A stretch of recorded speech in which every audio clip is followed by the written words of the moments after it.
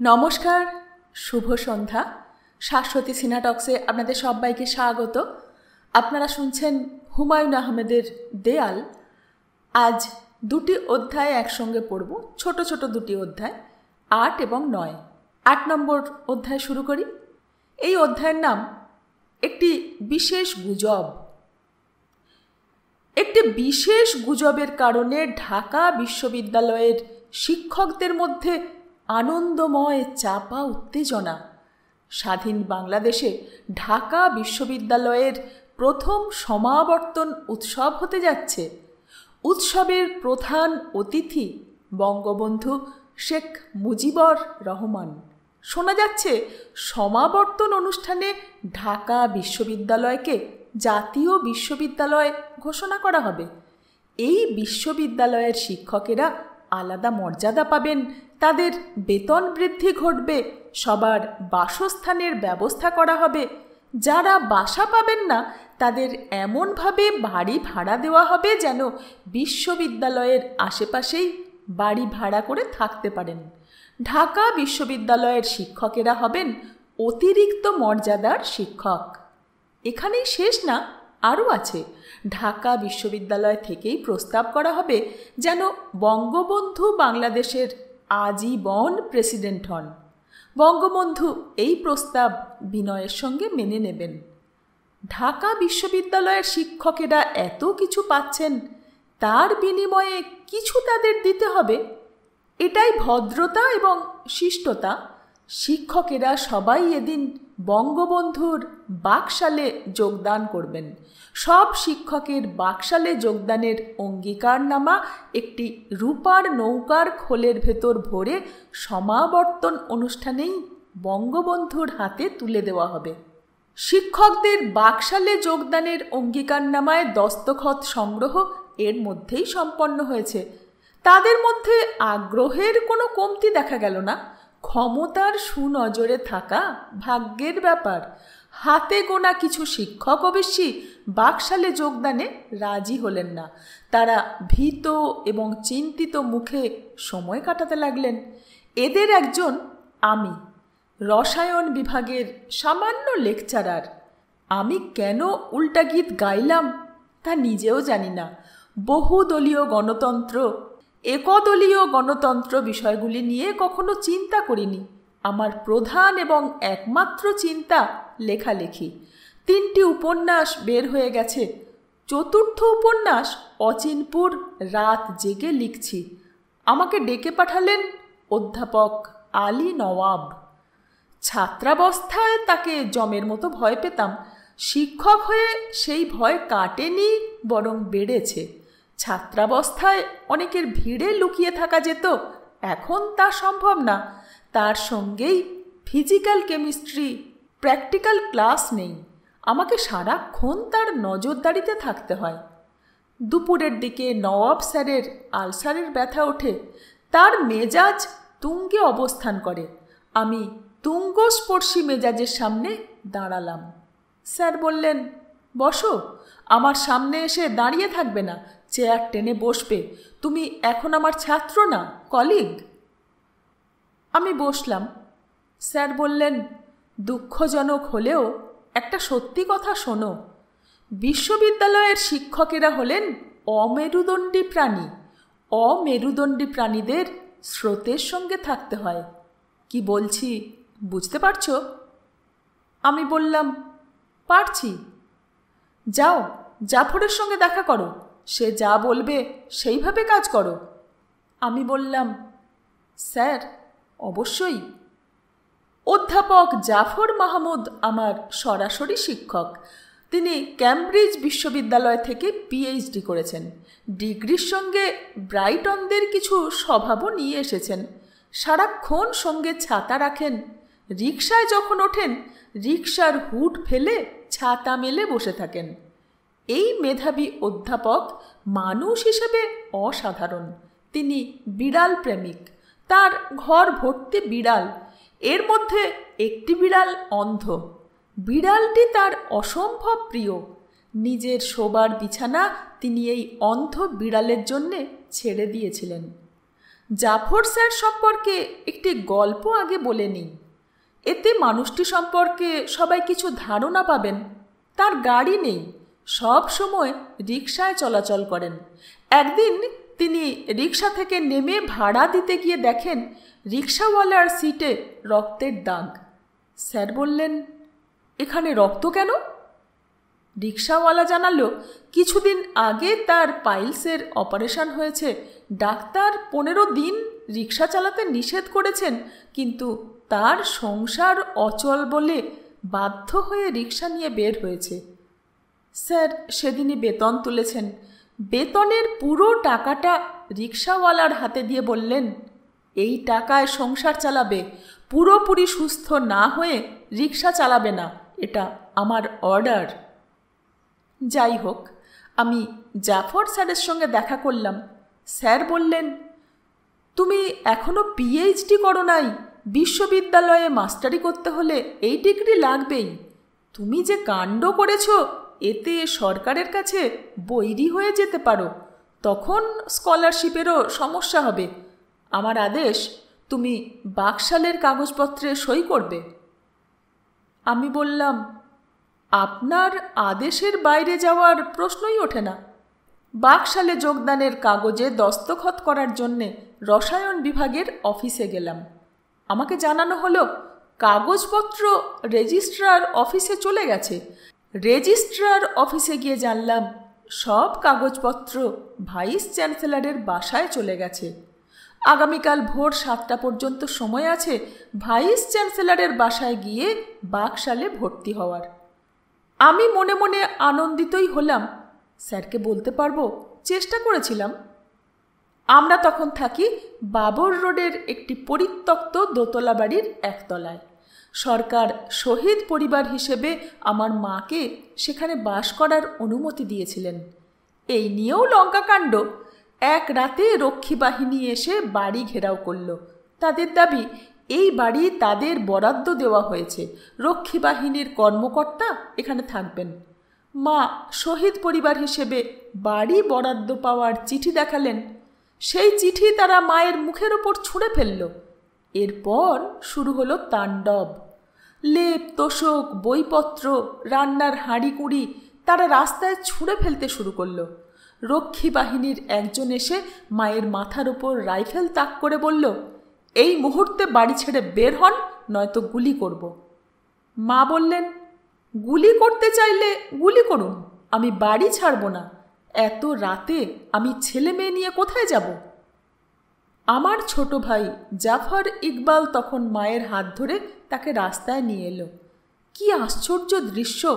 রাস্তায় নর্দমার পাশে অভুক্ত একটি পরিবার বসে আছে। সেই রাতেই রক্ষী বাহিনীর একজন সুবেদার মেজর ওই বাড়ির একতলায় দাখিল হলেন। পরিবার পরিজন নিয়ে উঠে পড়লেন। একটি শহীদ পরিবারকে অপমানের হাত থেকে রক্ষার জন্যে দুজন মহৎ প্রাণ মানুষ এগিয়ে এলেন। একজনের নাম আহমদ ছাফা। তিনি ঘোষণা দিলেন বঙ্গভবনের সামনে গায়ে কেরোসিন ঢেলে তিনি আত্মাহুতি দেবেন। তিনি 1 টিন কেরোসিন কিনে আনলেন। দ্বিতীয় ব্যক্তিটি হচ্ছেন মাসিক সাহিত্য পত্রিকা সমকালের সম্পাদক সিকান্দার আবু জাফর। দুজনের চেষ্টায় ওই বাড়ির দোতলায় 2 মাস পরে আমরা উঠলাম। একতলায় রক্ষী বাহিনীর সুবেদার, তিনি কঠিন বৈরীভাব ধরলেন। আমাদের বাড়ির ছাদটা ছিল আমার খুব পছন্দের। সন্ধ্যার পর ছাদে হাঁটতাম, পাটি পেতে শুয়ে থাকতাম, আকাশের তারা দেখতাম। রক্ষী বাহিনীর সুবেদার সাহেব একদিন ঘোষণা করলেন, এই বাড়ির ছাদ তার দখলে, আমরা কেউ ছাদে যেতে পারবো না। আমাদের রাজি হওয়া ছাড়া আর কোনো পথ ছিল না। আমার ছাদ ভ্রমণ বন্ধ হয়ে গেল। আমরা যে বাড়িতে থাকতাম তার পানির নল সব ভাঙা ছিল। পাইপে করে একতলা থেকে পানি আনার ব্যবস্থা ছিল, সেটাও নির্ভর করত সুবেদার সাহেবের মর্জির ওপর।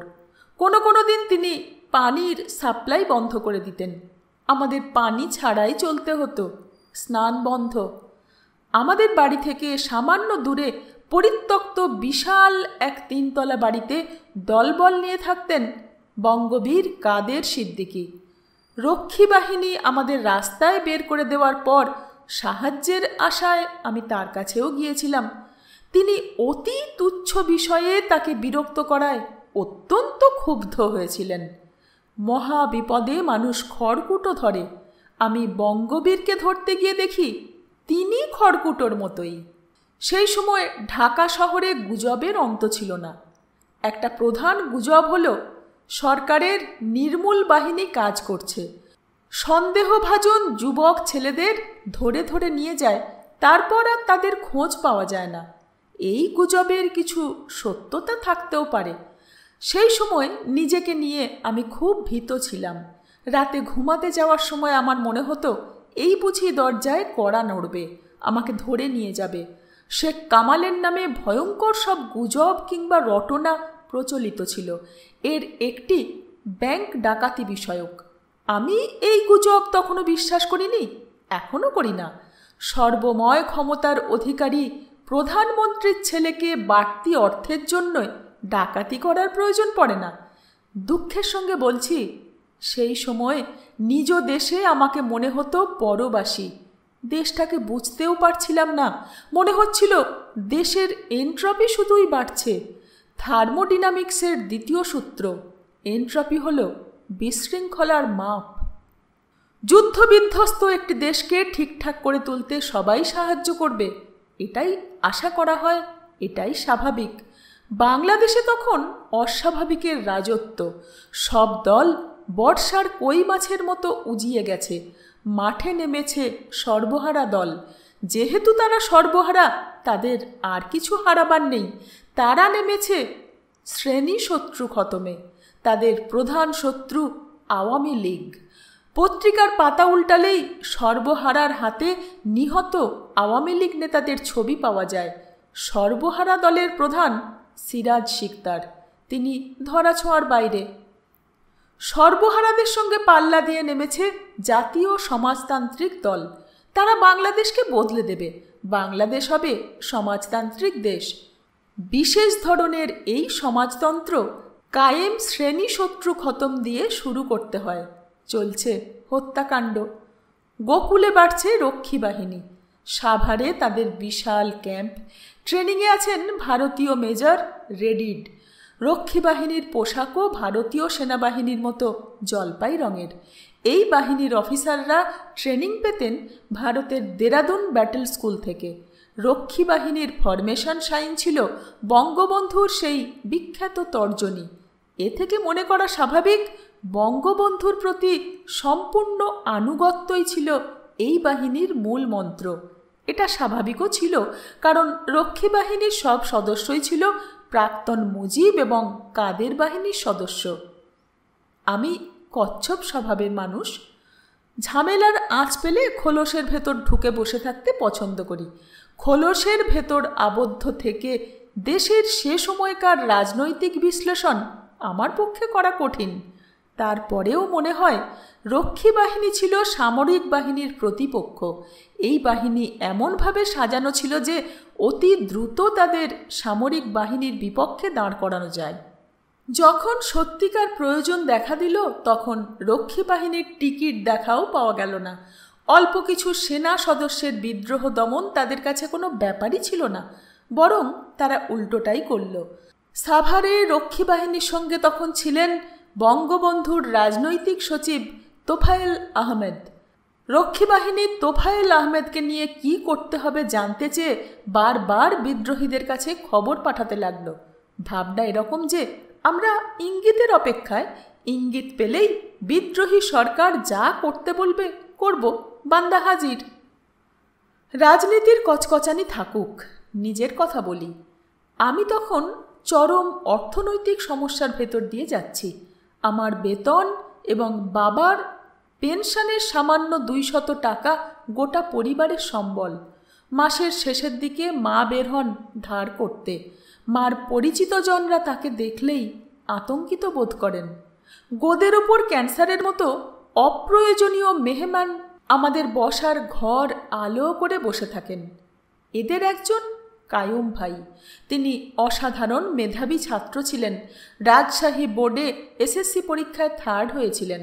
ঢাকায় পড়তে এসে তার ব্রেইনে গিট্টু লেগে গেল।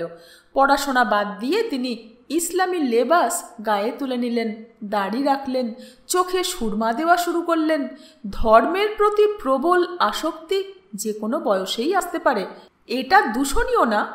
দূষণীয় হলো তার মা বাবা ঢাকায় থাকেন, কাইয়ুম ভাই নিজের বাসা ছেড়ে ভোরবেলা আমাদের বাবর রোডের বাসায় চলে আসতেন।